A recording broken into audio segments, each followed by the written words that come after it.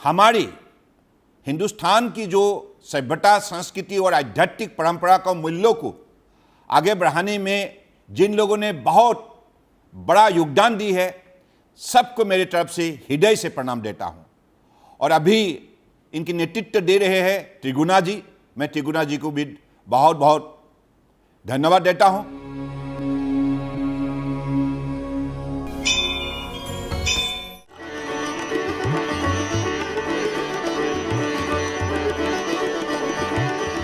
किसी भी शास्त्र का अगर उद्धार होना है, अगर उसका प्रचार और प्रसार अगर होना है, तो उसके लिए राजाश्रय होना ये बहुत ज़रूरी है।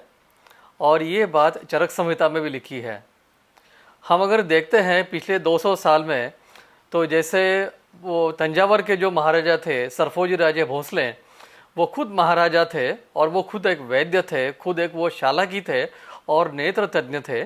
और इतना ही नहीं, वो एक साइंटिफिक दिमाग वाले, साइंटिफिक एक अप्रोच वाले इस प्रकार से महाराजा थे। तो तंजावर की जो सरस्वती महल है, वहाँ की जो लाइब्रेरी है, जो इतनी बड़ी लाइब्रेरी है, जो आयुर्वेद की लाइब्रेरी है, वो सरफोजी राजे भोसले उन्होंने इस्टेब्लिश करी है। उस समय उन्होंने 17वीं शती में आयुर्वेद के लिए उन्होंने एक रिसर्च लैबोरेटरी का वहाँ पे निर्माण किया। और मैं समझता हूँ कि ये शायद विश्व की किसी भी मेडिकल के लिए एक पहली लाइब्रेरी होगी।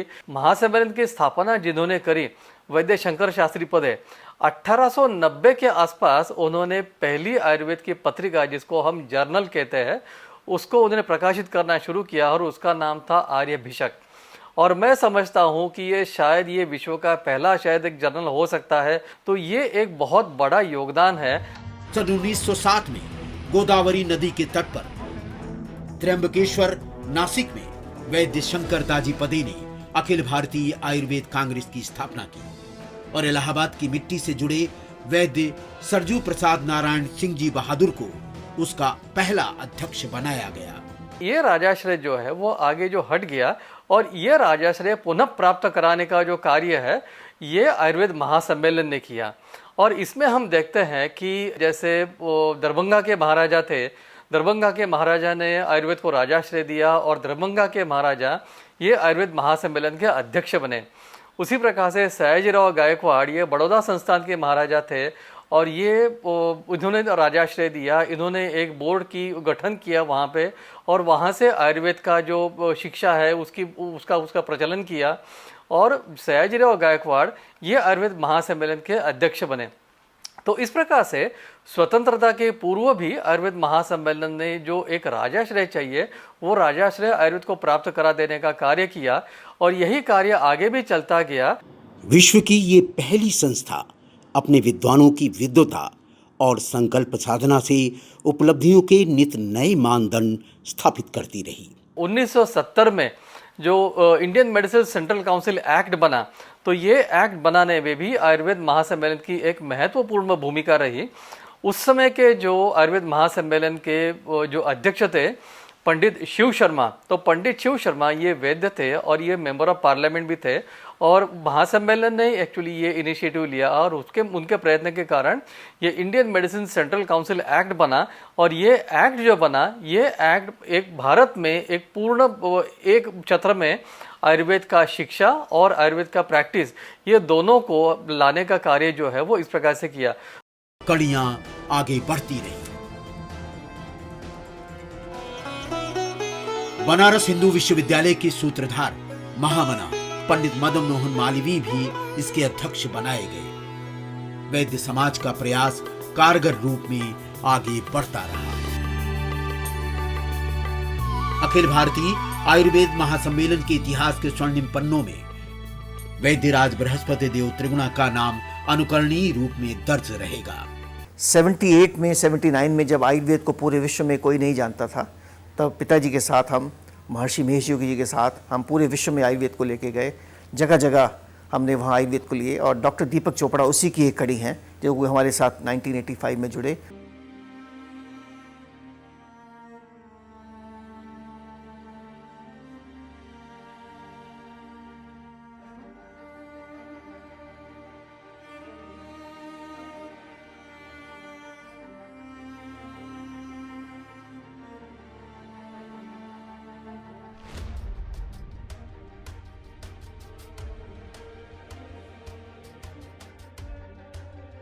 93 की बात है, तो उस वक्त मैं फ्लैटली कमेटी का मेंबर भी बना और हमारा जो पोस्टल स्टैम्प डिपार्टमेंट था उसमें मैंने प्रस्ताव रखा, मंत्री जी से कहा, तो उस वक्त हमारी 4 मेडिसिनल प्लांट्स की हमारी डाक टिकट बनाई गई, उसका जारी किया गया।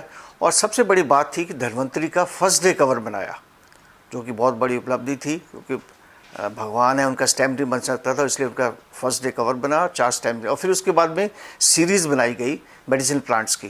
तो ये उस वक्त जब प्रधानमंत्री नरसिम्हा राव जी थे उनके सराहनीय प्रयासों से हुआ। अखिल भारतीय आयुर्वेद महासम्मेलन के अध्यक्ष पद्म भूषण देवेंद्र त्रिगुणा के अथक प्रयासों से ही उपलब्धियां मुखरित होती रही हैं। श्री अटल बिहारी वाजपेयी जी का मुझे निजी आयुर्वेदिक चिकित्सक मैं उनका था, उनकी चिकित्सा लंबे समय तक की, और उसी का परिणाम था कि प्रधानमंत्री जी का आयुर्वेद में विश्वास, ना कि देश पूरे विश्व के लिए। हमारा मेडिसिन प्लांट बोर्ड बना, all India institute of Ayurveda की स्थापना हुई, और प्रधानमंत्री जी ने लाल किला से प्राचीर से कहा दादी माँ का बटुआ, कि किस प्रकार उसको हमारे पहले सब लोग इस्तेमाल करते थे कि उसको पुनः रिवाइव किया जाए, और दादी माँ का बटुआ जो हमारी आयुर्वेद की औषधियाँ हैं जो कि हमारे किचन में यूज़ होती हैं, उसके बारे में उन्होंने उसका उल्लेख किया। प्रधानमंत्री श्री नरेंद्र मोदी द्वारा लोकार्पित आज अखिल भारतीय आयुर्वेद संस्थान अपनी पहचान के साथ चल रहा है।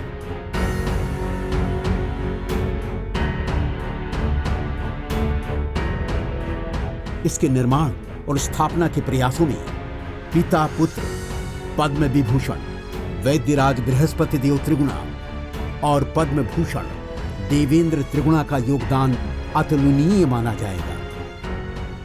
हमारे जो पूज्य पिताजी पद्म विभूषण वैद्य बृहस्पति देव त्रिगुणा जी, उनका इस शताब्दी में महर्षि जी उनको आज का धन्वंतरी कहा करते थे, इस शताब्दी का।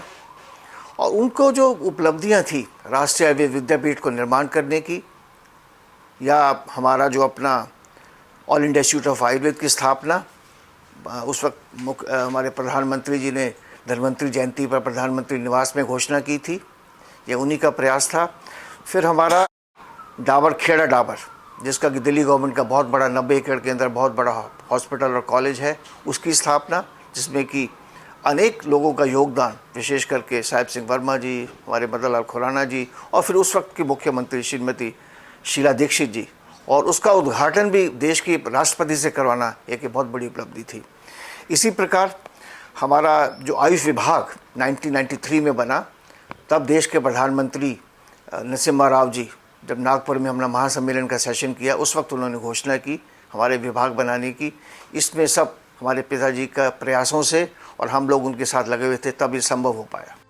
बीते 200 वर्षों के स्वर्णिम इतिहास के पन्नों के आयुर्वेद महापुरुषों की स्मृतियों को ताजा करते पहले कैलेंडर निकाला गया, फिर भारतीय डाक विभाग द्वारा डाक टिकट जारी किया गया।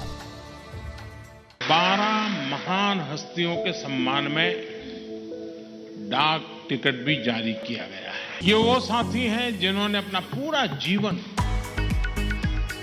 लोगों के उपचार में लगा दिया। वैसे त्रिगुणा जी का तो परिवार ही यहाँ मौजूद है।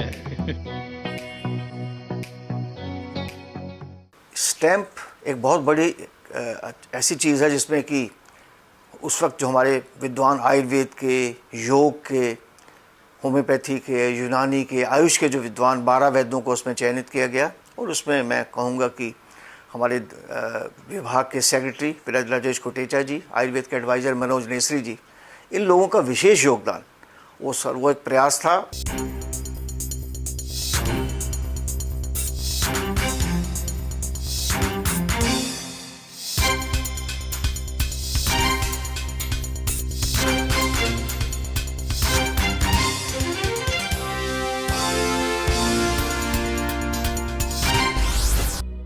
हमारा जो हमारा शताब्दी समारोह मनाया गया श्री फोर्ट के अंदर, जिसका कि उद्घाटन देश की राष्ट्रपति श्रीमती प्रतिभा पाटिल जी ने किया था। उस वक्त देश के अनेक गणमान्य व्यक्ति, दिल्ली के चीफ मिनिस्टर, बिहार के चीफ मिनिस्टर और अनेक हमारे स्वास्थ्य मंत्री सब लोग उसमें आए और उसमें हमने बहुत लोगों को सम्मानित किया।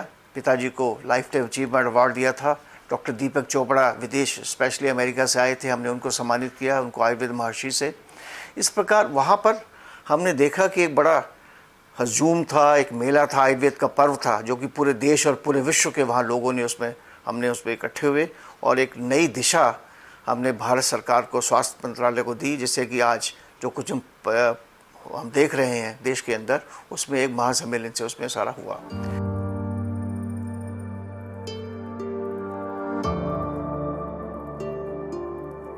महामना मदन मोहन मालवीय जी आयुर्वेद महासम्मेलन के अध्यक्ष रहे और काशी विश्वविद्यालय हिंदू विश्वविद्यालय में आयुर्वेद के संकाय की संस्थापना की और आयुर्वेद को वहाँ बहुत ही अच्छी स्थिति में बनाया। विश्वविद्यालय में एक पूरा उनकी फैकल्टी बनाई और काफ़ी साल तक वो कार्यरत रही। वहाँ जो अंडर ग्रेजुएट कोर्सेज चलते थे कुछ काल बाद वो बंद हुए, लेकिन आयुर्वेद महासम्मेलन के अध्यक्ष वैद्य देवेंद्र त्रिगुणा जी जो पद्म भूषण हैं, वो जब इसके ईसी के मेंबर बने तो उन्होंने 40 वर्षों के बाद इस यूजी कोर्सेज को वहाँ बनारस हिंदू विश्वविद्यालय में पुनः प्रारंभ कराया।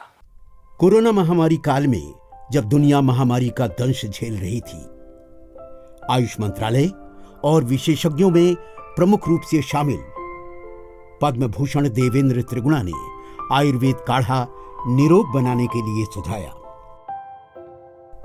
यही नहीं, प्रधानमंत्री श्री नरेंद्र मोदी के साथ संवाद करते हुए वैद्य देवेंद्र त्रिगुणा ने सबसे पहले आगे बढ़कर 10 लाख रुपए प्रधानमंत्री राहत कोष में अपनी ओर से दिए और वैद्य समाज का मान बढ़ाया।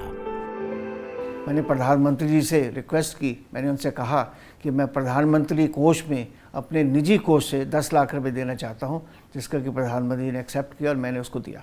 धन्वंतरी भवन पंजाबी बाग नई दिल्ली के चौथे खंड में 6 मंजिला भवन का भूमि पूजन संपन्न हुआ, जो अब आकार ग्रहण कर रहा है। यह अखिल भारतीय आयुर्वेद महासम्मेलन की गुरु शिष्य परंपरा को आगे बढ़ा रहा है। चतुर्थ खंड जो है वहाँ जो बन रहा है उसका उद्घाटन हमारे आदरणीय कैबिनेट मंत्री श्री सर्बानंद सोनोवाल जी ने किया। इस तरह से वहाँ जितने भी अब भूखंड बन रहे हैं, ये आयुर्वेद महासम्मेलन के अपना ही स्वयं का योगदान है।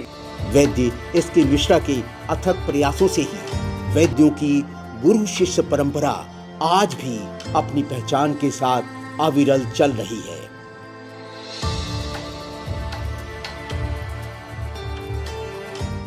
अखिल भारतीय आयुर्वेद महासम्मेलन द्वारा निखिल भारतवर्षीय आयुर्वेद विद्यापीठ की स्थापना की गई।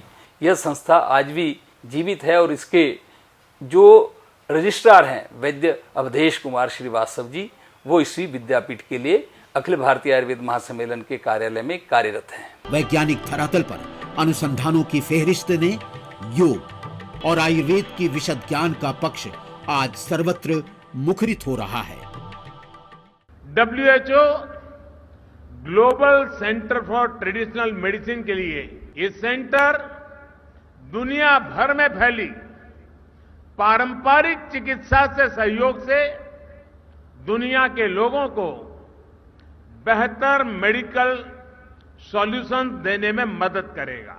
आज जब भारत आजादी का अमृत महोत्सव मना रहा है, उस कालखंड में ये जो शिलान्यास हुआ है, वो शिलान्यास आने वाले 25 साल के लिए विश्व भर में ट्रेडिशनल मेडिसिन के युग का आरंभ कर रहा है।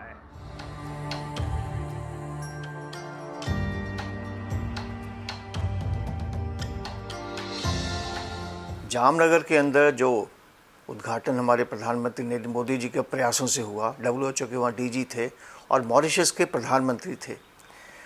आज जो प्रधानमंत्री थे प्रवीण जगन्नाथ जी, इनके पिताजी अनिरुद्ध जगन्नाथ जी जब प्रधानमंत्री थे तब हमने प्रयास किया मॉरिशस के अंदर। मैं शायद 8 या 10 दफ़ा मॉरिशस गया, पिताजी के साथ पहली दफ़ा गए और वहाँ की पार्लियामेंट के अंदर हमने वहाँ बिल पेश करवाया। जिस दिन बिल पेश हो रहा था हम उस दिन भी वहाँ थे और उस पर निर्विरोध बिल पेश हुआ और वहाँ आयुर्वेद को, भारतीय आयुष डिपार्टमेंट को वहाँ सबको मान्यता मिली। आज MOU साइन हो रहे हैं। हमारा डिपार्टमेंट ऑफ जो आयुष है वो बहुत काम कर रहा है।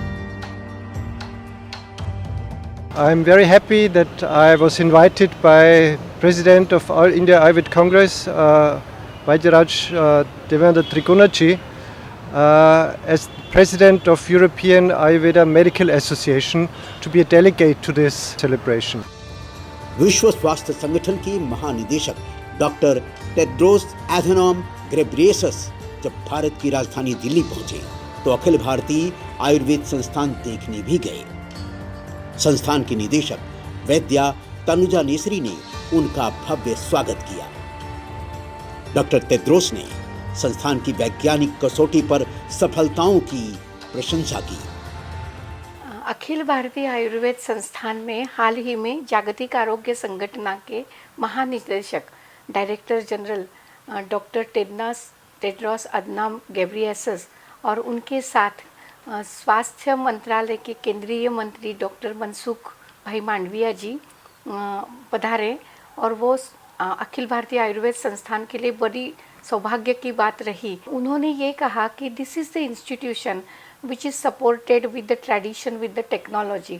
औषध निर्माता कंपनियों ने भी विश्व धरातल पर अपनी अलग पहचान बनाई है। हमारी औषधियाँ जितनी हैं वो समय अनुसार, क्योंकि हमारे यहाँ एक कल्प स्थान है औषधि बनाने का, एक चैप्टर है बाकायदा कई अध्यायों का, जिसके अंदर उसका विधान आता है कैसे बनाना है, कैसी सुरक्षा करनी है, कैसी उसको बाहर की आपत्तियों से बचाना है, उसको ज़्यादा इफेक्टिव कैसे बनाना है, तो वो सारा आयुर्वेद के अंदर वर्णन है। इसलिए हमारी दवाई साइड इफेक्ट करे संभव नहीं है।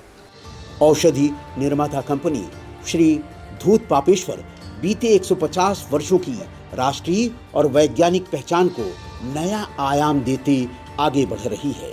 रंजीत पुराणिक के नेतृत्व में ये नया सोपान स्थापित कर रही है। World is almost poised to understand Ayurveda in a manner that is the authentic and genuine, in the words of the Ayurvedic seer.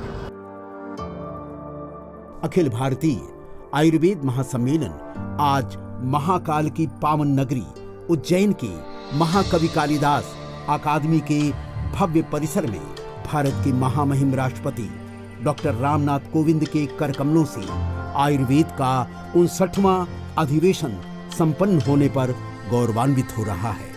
हमें गर्व है कि आयुर्वेद समूचे राष्ट्र में स्थापित होने के साथ विश्व पटल पर भी अपनी पहुंच बनाने में सफल हुआ है। आज़ादी का अमृत महोत्सव राष्ट्र मना रहा है एवं इसी परिप्रेक्ष्य में भारत सरकार का आयुष मंत्रालय भी देश भर में वैद्य समाज के साथ मिल करके राष्ट्रीय आरोग्य पर्व का आयोजन कर रहा है, जिससे जन जन के घर घर के स्वास्थ्य को रक्षण हो सके। आज इस पावन अवसर पर मैं आयुष मंत्रालय की ओर से अखिल भारतीय आयुर्वेद महासम्मेलन और पद्म भूषण वैद्यराज श्री देवेंद्र त्रिगुणा जी को अपनी शुभकामनाएं देता हूँ। आज भारत के विद्वानों, मनीषियों, औषधि निर्माता कंपनियों के योगदान के प्रति अपना स्मृति समर्पण कर रहा है।